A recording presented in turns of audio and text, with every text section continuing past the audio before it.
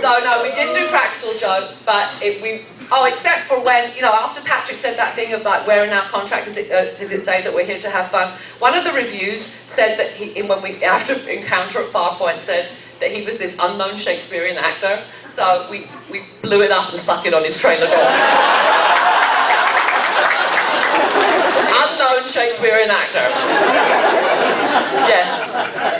Kind of going back to like looks of characters, like the Anna Troy character, like in the beginning, was like the cosmic cheerleader. Yes, and curly hair, and like as it moved on, it became more like. This is the costume question, right? Why did she look different to everybody else? Okay, first of all, that curly hair, that was the only time in 7 years and 4 movies you ever saw my real hair. That was my real hair. That exploded Brillo pad on my head is my real hair.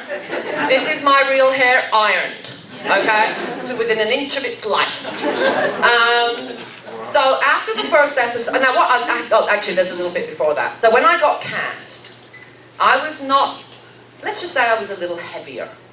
And in fact, when I got the job, it was, you got the job, lose 5 pounds. That was literally what I heard from my agent. Okay. So when I put the spacesuit on, which was spandex, right?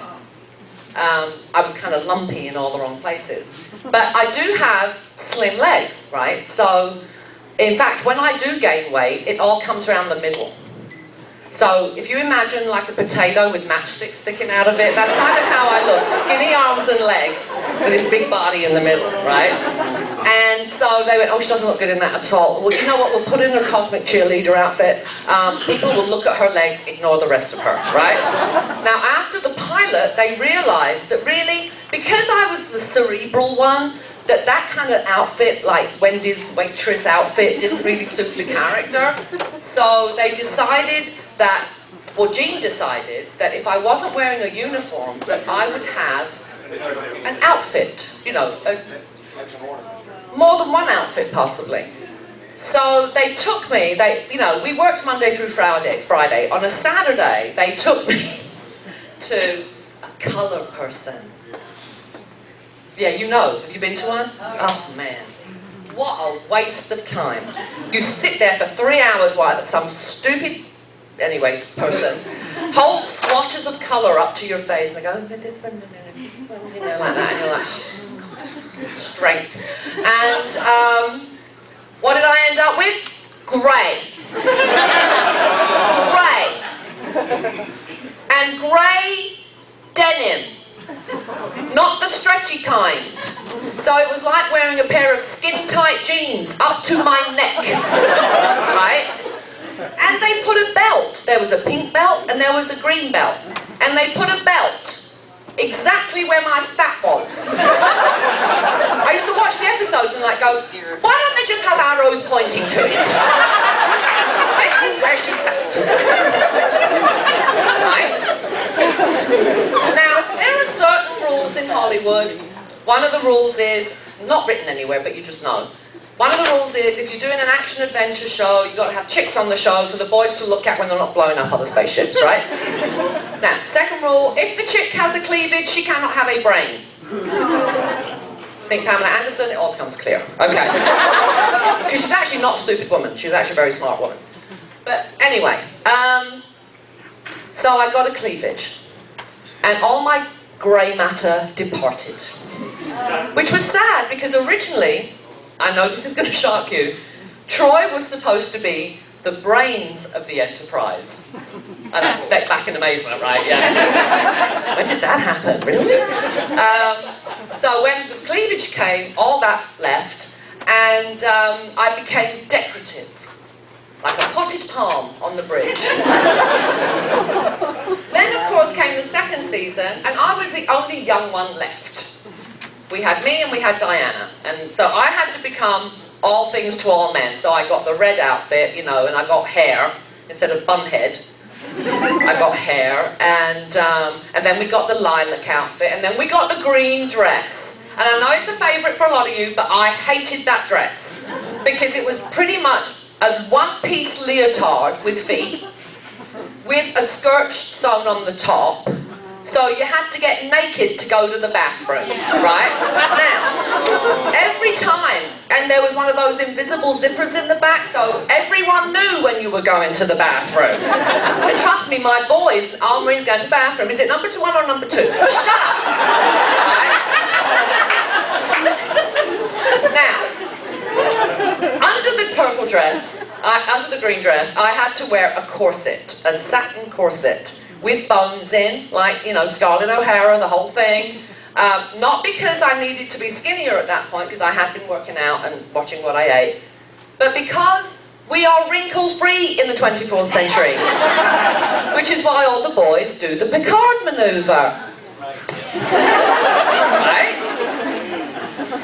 Now, as you know, most of you, because you go to Star Trek conventions, so even the boys probably know what it's like to wear a corset, everything gets pushed up or down. Now, what was pushed down was kind of enclosed in the skirt, and what was pushed up was enclosed in what I named the industrial strength Starfleet brassiere, which was a wonder of modern engineering. Added inches where there were less, right? I mean, I used to take it off at night and go, oh, blimey, where'd they go? And,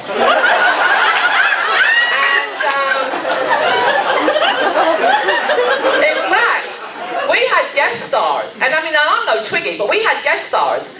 And they would see me come in the morning as Marina, and then they would see me 2 hours later as Troy, and they'd go to costume and they go, I want that bra. So by the end of Star Trek, every woman on Star Trek wore that bra. I mean, not the same bra, obviously they made more than one. But everyone wore that bra, which is a brilliant bra. So then we got to season 6, I think, and there was the episode, I think was it Chain of Command? I can't remember. No, it wasn't. It was some, where we were trying out the new captain, Captain Jellicoe, just in case Patrick wanted too much money the next season. We were like, you know, auditioning other captains. And he said to Troy, go put on a uniform. And lo and behold, there was one in her closet.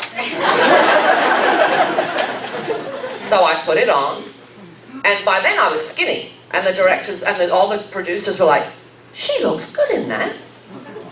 Why hasn't she been wearing that for the last 5-6 years and saved us thousands of dollars in costumes? So I started to wear my spacesuit. I was thrilled to finally be in a spacesuit. First of all, my pits, because I had a rank, you know, and then it was very flattering, actually. It looked really good. The new one looked really good. Suddenly, I was like smart again, because my cleavage had gone. My grey matter came flooding back. I was on away teams. I was the leader of one away team. I had a medical tricorder. And unlike Beverly, I seemed to know what was wrong with people. I'm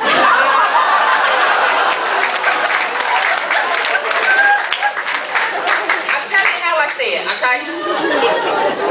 And in this one particular episode, when we were on the Romulan ship, because suddenly I am the expert in Romulan technology, right?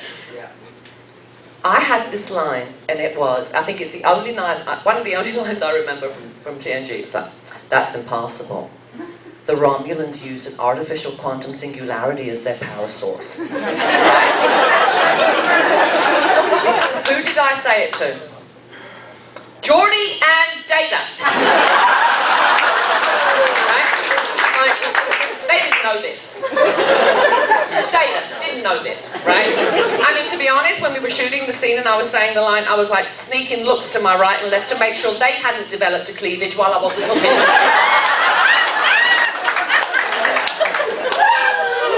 So that is the story. Oh, but no, I have to add one little thing to the story of the costumes. Of course, then the letters started coming in from the boys who went into cleavage withdrawal.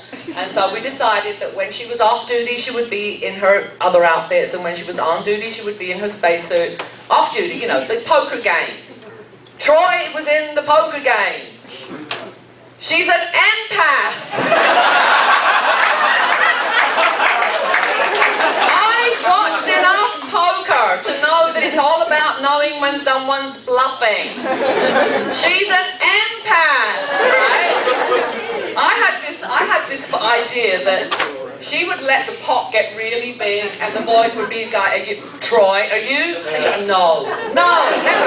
I have this switch and it's turned off now. No, totally not, no. Wait till there's a lot of money in there.